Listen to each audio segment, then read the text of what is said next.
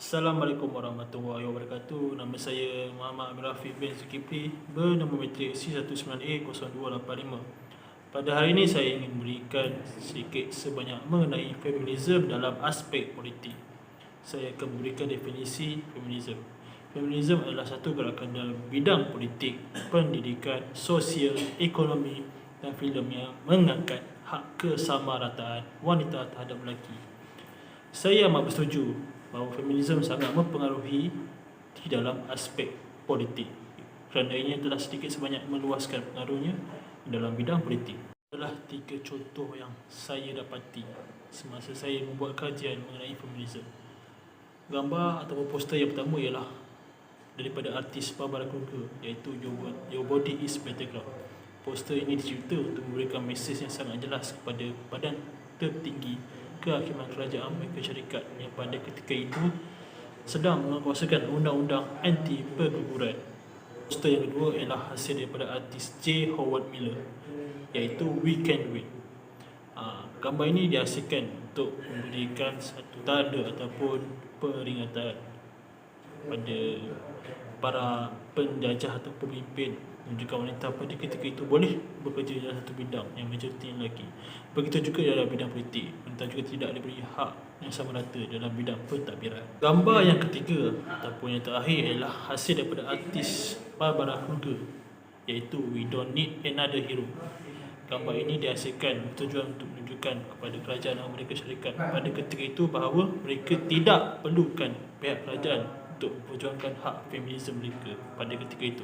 Mereka juga menganggap bahawa hak mereka telah disekat oleh pihak kerajaan pada ketika itu.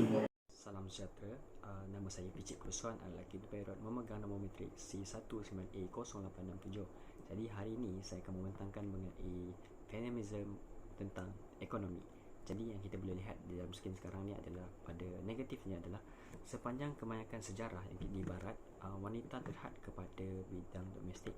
Apa yang boleh saya terangkan di sini adalah kebanyakannya di barat kehidupan wanita dan juga kehidupan lelaki berbeza, terlalu berbeza. Kerana apa? Di Eropah zaman pertengahan, wanita dinafikan untuk memiliki harta, belajar ataupun mengambil bahagian dalam pengurusan ataupun kehidupan awam sangat sukar. Jadi pada abad ke-19 di Perancis pula, mereka masih juga terpaksa menutup kepala mereka di khalayak ramai. Dan di Jerman ada satu suami masih mempunyai hak untuk menjual isterinya kepada lelaki lain.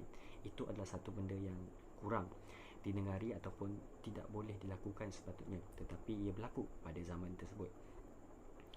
Wanita ini juga tidak boleh mengundi ataupun memegang jawatan elektif di Eropah dan di kebanyakan tempat di Amerika Syarikat. Dan juga wanita juga dihalang untuk melakukan perniagaan tanpa wakil lelaki, sama ada bapa, abang ataupun suami, ejen sah dan maupun anak lelakinya sendiri. Jadi itu adalah satu perkara yang negatif lah untuk wanita pada zaman itu. Jadi yang seterusnya adalah ekonomi moden terlalu tertumpu kepada lelaki dengan sumbangan wanita kepada ekonomi secara rutin ini diabaikan. Apa yang saya boleh katakan di sini adalah sebenarnya wanita boleh memberikan sumbangan kepada bidang ekonomi, tetapi pada zaman tersebut mungkin kaum lelaki menidakkan perkara itu dan memikirkan kaum wanita tidak boleh melakukannya.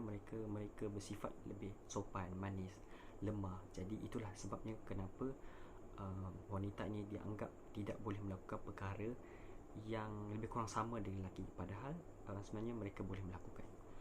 Jadi untuk positifnya kita boleh lihat ekonomi feminisme adalah ekonomi yang memberikan tumpuan kepada apa yang diperlukan untuk melahirkan hak yang sama rata kepada kedua-duanya. Jadi ini apa yang saya katakan tadi, ekonomi ini boleh diberikan sama rata kepada lelaki ataupun wanita, di mana mereka boleh melakukan proses perniagaan ataupun apa-apa berkaitan dengan ekonomi, kerana idea dan juga pendapat yang diberikan oleh kedua-dua rencana ini berbeza.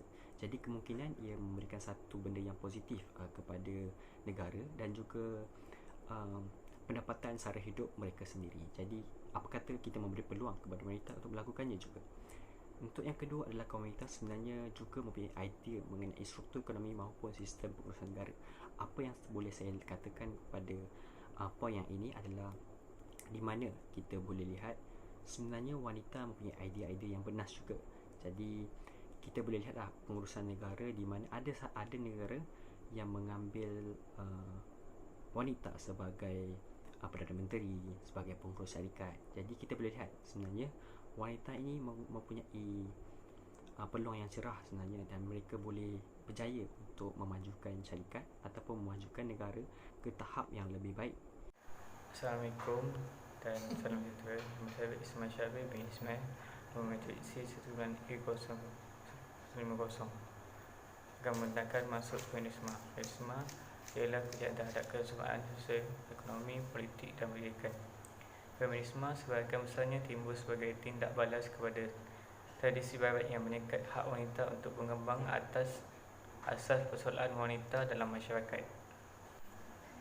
3 karya feminisme yang saya pilih adalah yang pertama, Shania Rhys James, iaitu Shania Rhys James ini adalah dia bekerja dengan tanpa kompromi terhadap rumah tangga dan identiti dengan suara feminisme yang kuat. Peletakan kertas dinding berjarak, cirinya figura itu menangkap res percayaan James bahawa dalam budaya kita wanita menjadi satu lagi hiasan dalaman. Karya yang kedua saya pilih ialah Caroline Walker, iaitu ciri-ciri feminisme yang terdapat pada karya ini adalah lukisan Caroline adalah bukti kepada wanita ini mengabdikan mereka dan mengabdikan nilai mereka melalui cat pada gambar, selalunya dengan perhatian yang halus terhadap cahaya dan gerak isyarat.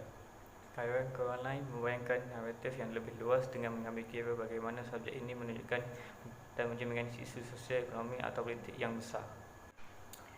Karya yang ketiga adalah Sesambi, di mana seorang wanita berlawan dengan seorang lelaki sambil menunggu antara satu nama lain, di mana sukan ini dinamakan sukan tinju. Karya ini menunjukkan bahawa wanita mampu bersaing sesama lelaki dan mampu mengalahkan lelaki. Berdasarkan karya ini, saya tidak setuju terhadap apa yang ingin disampaikan oleh pengarah.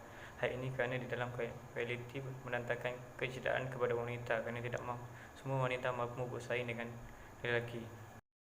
Hujah yang saya dapat sampaikan adalah pendidikan baik kerana pendidikan memberi pengajaran kepada hak-hak wanita Muslim. Kementerian feminisme berlandaskan Al-Quran dan hadis. Diperjelaskan kepada semua masyarakat dan para pelajar agar tidak terikut-ikut dengan pemikiran feminisme barat sekali. Bagaimana teori boleh mengubah cara hidup kita hari ini? Teori feminisme telah mengubah cara hidup kita hari ini kerana adanya pendidikan yang sempurna. Dalam bidang pendidikan, lelaki dan perempuan mempunyai hak yang sama dalam perolehan pendidikan.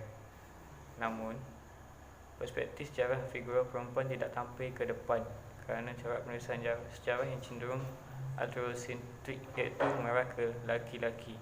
Padahal peranan perempuan dalam transmisi ilmu pengetahuan sangat besar. Sekian, terima kasih.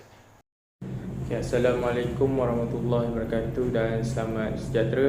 Saya Muhammad Zamir bin Tamiji, nombor matrik C19A0352.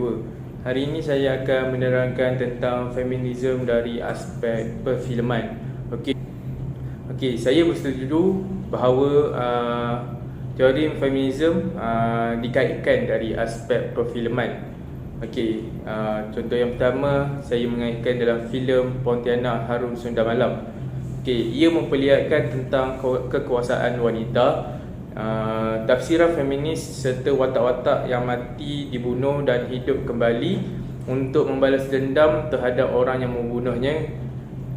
Contoh filem yang kedua iaitu saya mengambil Ketika Cinta Bertasbih.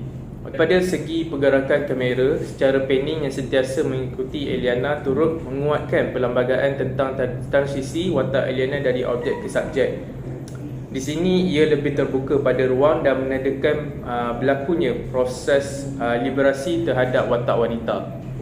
Cerita yang ketiga iaitu cerita filem Embun.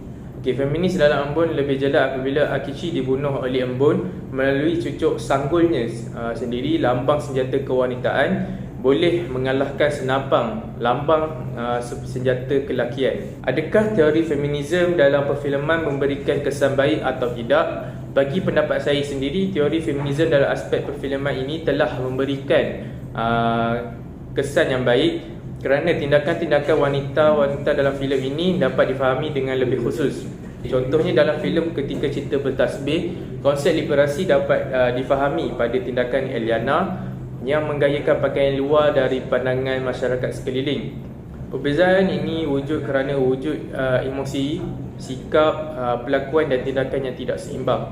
Bagaimana teori feminisme mengubah kehidupan kita pada hari ini? Okey, setakat ini feminisme jelas perlu memberi tumpuan kepada hak wanita kerana wanita sentiasa menghadapi beban ketidaksamaan. Tetapi bagi saya sendiri, ia tidak menjejaskan apa-apa dan kita diberi hak kebebasan sebagai manusia tidak kira jatinah, khususnya di negara kita, di Malaysia. Okey, sekian daripada saya. Assalamualaikum warahmatullahi wabarakatuh. Assalamualaikum warahmatullahi wabarakatuh. Nama diberi Muhammad Khairul Nazrin bin Muhammad, bernombor matrik C19A0320. Feminism sosial. Okey, feminism sosial yang bermaksud pergerakan dan ideologi yang bertujuan untuk mempertahankan atau menentukan tujuan mewujudkan politik, ekonomi, budaya dan sosial kepada golongan wanita. Saya bersetuju dengan teori feminisme ini. Hal ini kerana teori feminisme ini menjaga hak asasi wanita dalam pelbagai aspek. Contoh yang pertama untuk feminisme aspek sosial adalah tuntutan feminisme serta gerakan pembebasan wanita Islam. Gerakan pembebasan wanita Islam bertujuan untuk memperjuangkan nasib wanita. Gerakan pembebasan wanita Islam bangkit dan menegakkan keadilan dan dapat semula hak-hak mereka. Contoh seterusnya iaitu gangguan seksual kepada wanita. Gangguan seksual boleh wujud di mana-mana dalam pelbagai bentuk seperti di tempat kerja atau di ruang awam. Contoh yang ketiga iaitu COVID-19 dan gerakan sosial perempuan. Gerakan sosial iaitu diwujudkan oleh kelompok wanita. Gerakan ini bertujuan untuk mewujudkan lingkungan sosial, bahkan institusi adat sebagai kelompok otoriti. Okey, seterusnya kebaikan feminisme.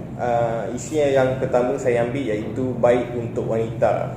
Sebagai contoh, feminisme ini baik untuk golongan wanita kerana perempuan perlu diberikan hak sama rata dengan kelompok lelaki. Kabinet Menteri telah diwujudkan satu kebajikan kepada golongan wanita. Okey, yang akhir sekali bagaimana teori mengubah cara hidup kita. Okey, yang pertama sekali, wanita dapat menentukan kerjaya mereka sendiri. Hal ini kerana wanita dapat menentukan kerjaya sendiri, mempunyai hak untuk memilih dan menentukan kerja mengikut kehendak sendiri. Dari segi aspek perkahwinan, wanita dapat membuat keputusannya sendiri. Adat perkahwinan pada masa dahulu, keputusan dibuat oleh bapanya. Manakala pada masa kini, wanita dapat menentukan keputusan sendiri untuk memilih pasangan hidupnya.